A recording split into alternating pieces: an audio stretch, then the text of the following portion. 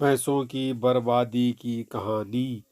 एक व्यापारी था, उसका एक ही बेटा था, इसलिए माता पिता अपने बेटे को बहुत लाड प्यार करते थे।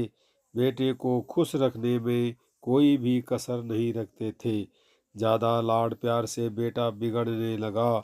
जैसे जैसे वो बड़ा होता गया, वह और अधिक बिगड़ने लग गया।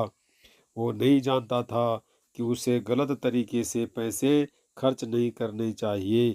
इससे व्यापारी माता पिता बहुत ज़्यादा परेशान हो गए।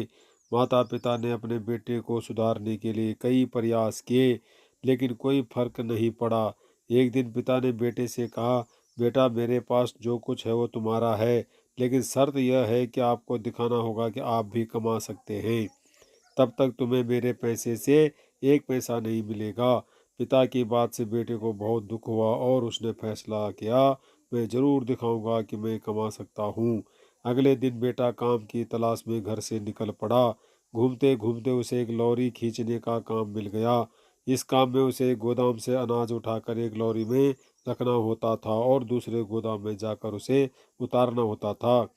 दिन भर मजदूरी करने के बाद उसे इस काम का 1 रुपया मिला। वो रुपया लेकर घर चला गया। उसने पिता को रुपया दिया। घर के पीछे आंगन में एक कुआं था। पिता ने शांति से अपने बेटे के सामने ही उस रुपये को कुएं में फेंक दिया। कुछ दिनों तक ऐसा ही चलता रहा। पिता बेटे से कुछ नहीं कहता और बेटे के कमाए पैसे को कुएं में फेंक देता था। जब आखिरकार बेटा अकड़ता है, उसने पूछा, पिताजी आप मेरे काले शर्म से कमाए रुपए पैसे कुएं में क्यों फेंक देते हो?